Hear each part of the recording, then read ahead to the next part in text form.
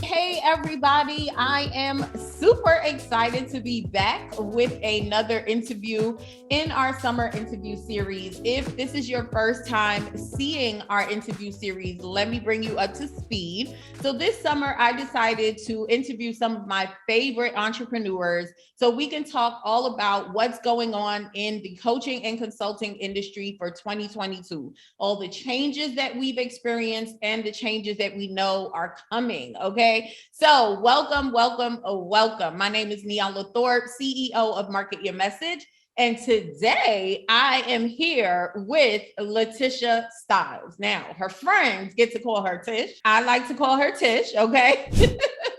Latisha is a marketing expert and mentor to high achievers. What she does is really helps entrepreneurs shift subconscious blocks so they can raise their rates and gain the confidence that they need to create massive profits in their business. Tish has been featured in notable publications like Forbes, Fast Company, and Business Insider. I personally, that's her professional bio, guys, but I personally have known Tish for years in this industry. So I am bringing you someone who knows her stuff. And whenever she opens her mouth, you are going to get some goodness. So make sure you take out your pen and your pad and get ready to take some notes. Okay. All right. Hey, Tish, welcome. Hey, Nyala, how are you? Thank you for that warm welcome. You know, I had to give it to you warm, girl. I'm excited. It's been a long time since we've been able to have an open conversation like this for our audience. As a matter of fact, I'm going to make sure that I pin some of our old interviews and discussions below because you'll also want to see the evolution in conversation here. Okay. So Tish, here's my first question for you. Ready? Mm-hmm. Yep, I'm ready. How has business changed for you since the pandemic? Yeah. That's a great question. I know we kind of started chatting about that a little bit before we started the recording. I feel like, with the pandemic, things did not change immediately, right? So in 2020, when the world kind of first started shutting down, I actually had just hosted my retreat in February of 2020. And I was still making plans to host it in February 2021. I was like, oh, okay, well, I just made it and hopefully we'll be good by next year. So that year in 2020, honestly, not a whole lot changed with the exception of more people were paying attention to achieving their own goals. So actually business increased that year. I had a really good year that year. And I was like, okay, this is great. Everybody's got their extra stimmies. Like, let's do it. Let's just, keep pushing because, one of the things I've always stated to myself, or especially as soon as it happened, I was like, well, millionaires are created during recessions. Yeah. I graduated into the last recession. You're familiar with what happened around that time. There were people who succeeded in spite of. So I just decided to be one of those people. And I just kind of kept moving forward and tried to ignore as much as possible. And then 2021 came around and obviously I was like, okay, well, I guess I'm not hosting the retreat this year. So I knew that I was going to take a revenue hit there because the retreat is, it's a nice chunk of change, right? Yeah. It's a good opportunity to go out of the country and spend some deep quality time with clients. So, once again, I decided that this doesn't have to break my business. So, what else are we going to do? And 2021 was actually even better than 2020. So I was like, okay, great. And now we're moving into 2022, which is, we're finally kind of hitting the, recession from a standpoint of looking at the numbers, right? And I would say like what's changed this year, honestly, is I feel that people have just become a lot more judicious with their dollars, meaning that they want to see that there's someone they can trust. So there's not as much money flying around, right? The money that was coming out as a result of the recession is no longer there. So people are just being a lot more judicious with their dollars. They're still looking to make a change in their life, but what they want to know is, can I trust the person that I'm going to invest with? Am I just going to waste this money or spend it and not actually get a return? Yeah. And is this really where I want to focus? Before, maybe there were a couple of things that were like, okay, I want to do all these things, but now it's like every dollar has a purpose and a mission. And I think that's a good thing, honestly. So that's kind of what I've been seeing, kind of a long-winded answer, but that's what it is. No, I have to agree with you that that's what I've been seeing too. People are being more careful. I think that there has been a group of entrepreneurs right now that are more building their marketing around fear, like fear-based marketing, where we should be afraid of this instead of we should prepare for this. So I'm glad that you actually touched that button, that millionaires are made in a recession. So there's really nothing to be afraid of. It's just about making more strategic and intentional, decisions. So, you brought up something else. And it kind of brings me to this question, which is, we both work with high paying clients. And we are both working in the industry where we're helping people get high paying clients. So of course, when you start entering into a recession, it's only natural that you start to wonder, are you still going to be able to attract and convert high paying clients with this market change? So that's my question for you, Tish. What changes do you feel we have to make as business owners to be able to still attract the level of clients that we're looking for? That's a great question. And one thing that I will say is that there's a client at every level. So I want to say that for someone who's listening to this, who is like, there's no way that people are going to still spend $10,000, $20,000, whatever it is, because of quote unquote recession. And so what I'll say to that is like, there's always a client at every level. There's a client who's, it's tough for them to invest $30. There's a client who's stretching to invest $3,000. And there's a client who's, prepared to invest, $10,000, $20,000 plus. And what I would say, as far as trying to make sure that we are, mastering our marketing around this time frame to still attract high paying clients, is understand that you have to put yourself in a category of one. If you are the one that people are seeking out for your specific thing, and you're the only one who has that, then there's no competition, and therefore they have to come to you. And on top of that, understanding that you have to be able to deliver at that level, right? So one thing that I am kind of enjoying from this is that some of the people who kind of popped up, who were like, I made $30,000 last month, and now I can help you too, right? And it was like their only time that they did it. Yeah. That was, you saw that a lot in like 2020, 2021, like they all started popping up. And so now, because there's a lot more competition, you're starting to see them fade out because they don't have the longevity, they don't have the history, they don't have the ability to serve clients at that highest level, because it was a kind of a fluke, for lack of a better word. And so that's what I'm seeing. I'm seeing that you just really need to make sure that you're in a category of one yourself. And you also need to be prepared to, to work with clients who are expecting the best and are willing to invest for the best. And there's always a client at every level, no matter which level you choose. That's good. So I know that one of the things you specialize in is really helping people with raising their rates.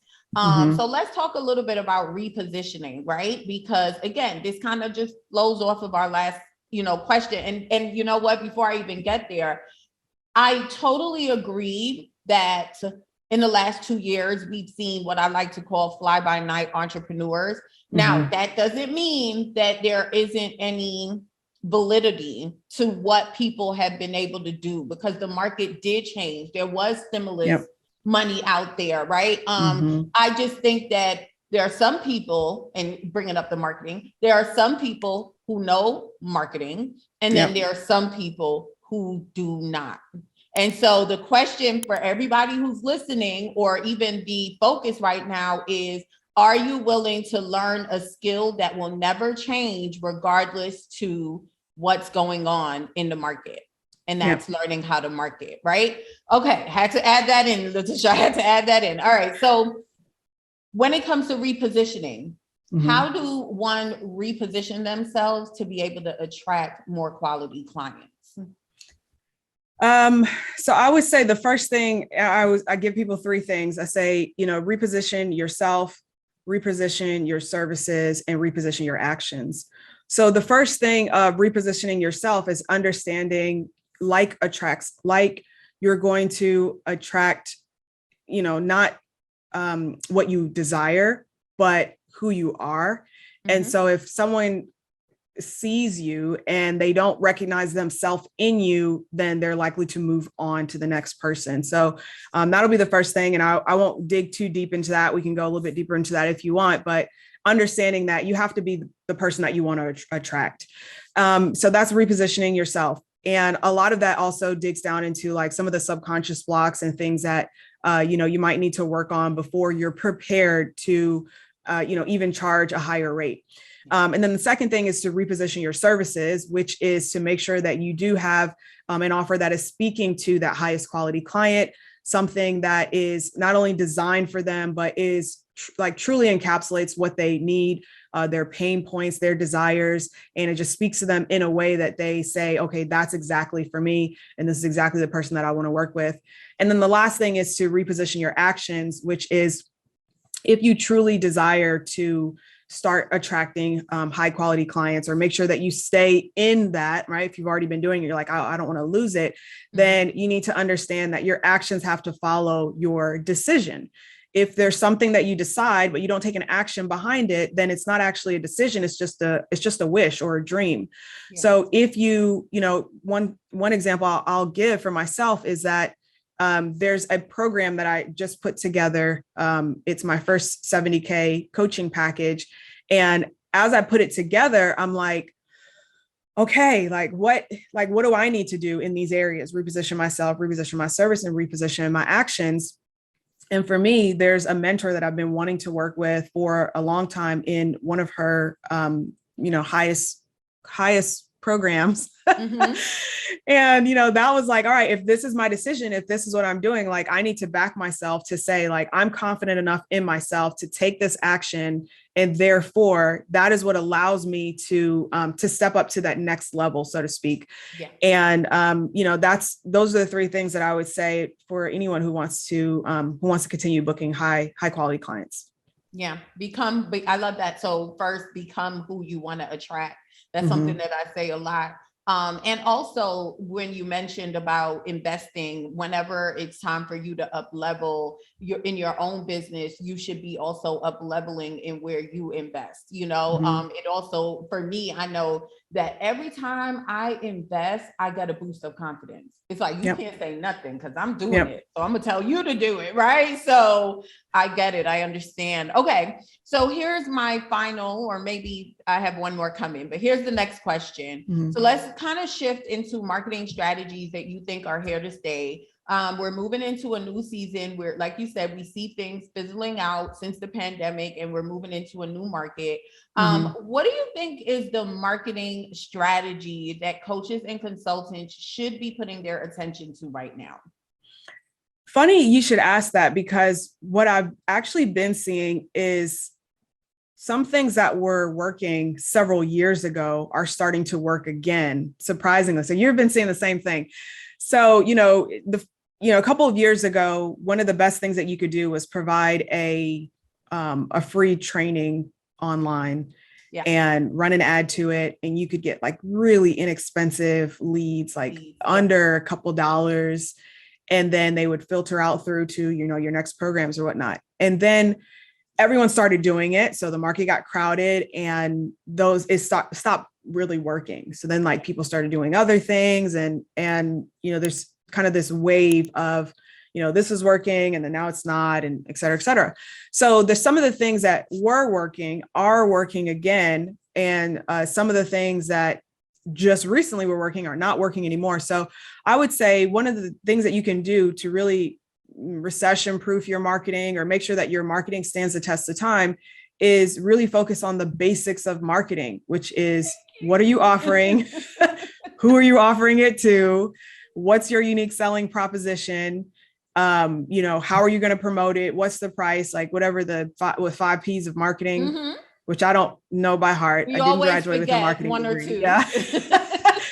Einstein said, don't keep things in your brain that you can look up. So I'm like, if I need it, I'll just look it up. Right.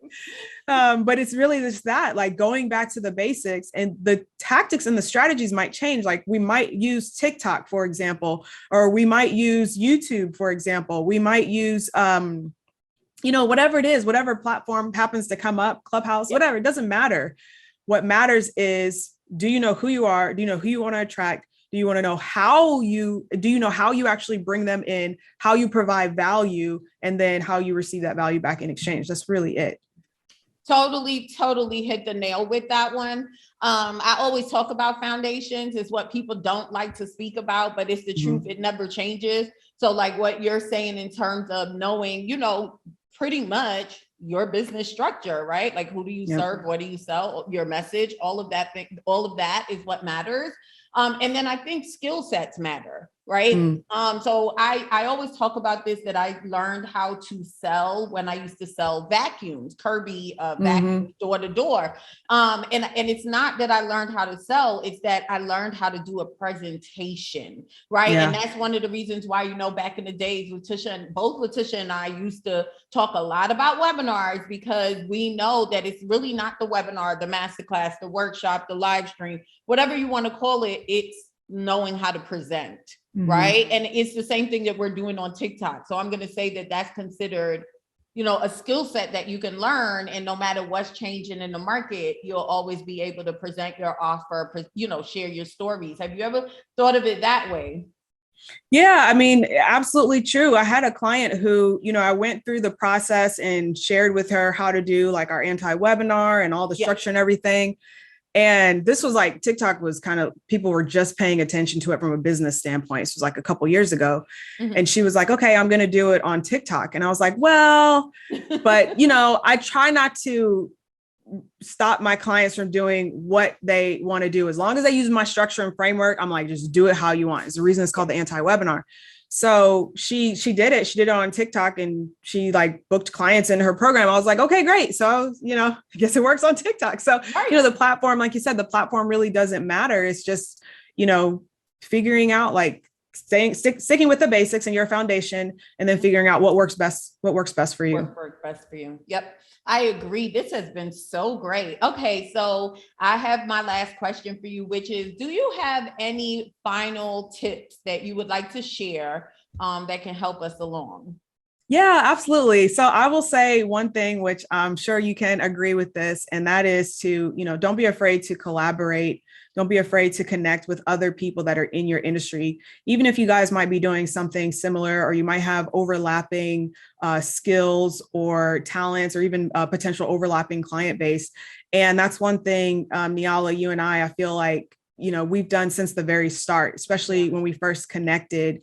It was like, okay, we know that we both teach marketing, right? And obviously there's some nuances. You have a unique selling proposition. I have a unique selling proposition, but we never were afraid to connect and work together. Yeah. And we've done it several times. And one thing that I believe, and people say all the time, oh, I believe in abundance. I believe there's more than enough for everyone. But a lot of times their actions don't really match up to that.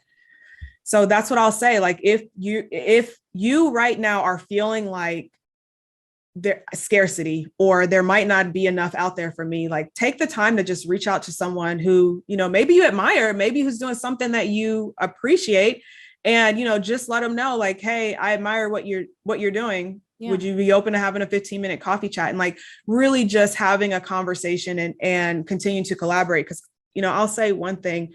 You might think that, you're going to make it there, quote unquote, there on your own, but nobody wants to climb to the top of the mountain by themselves. Like, who's going to take the picture of you? It's not as nice to take a selfie.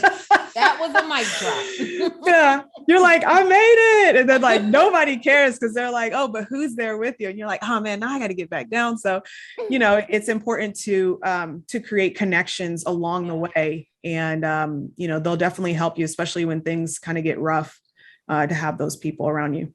Yeah, it's so crazy that that's what your last minute tip was, because literally every interview we've been getting the same thing. So if that's not a sign that we're in, that collaboration is where it's at, and growing your network and genuine collaboration, right? So one of the lessons that I learned from my mentor is that you should always want to be of service when you approach someone. Right? Never attaching yourself to getting anything in return. Just, being a good, genuine person, and, you know, the doors will open for you. And that's how I grow my business. And that's what I've gotten from you too, Tish. So thank you so much for mentioning that. Okay. So I am going to leave all of Tish's information below. Tish, I just want to thank you again for spending this time. As always, it was amazing. Thanks for having me. It's always good to chat with you. Yes. And I'll chat with you again. See you guys.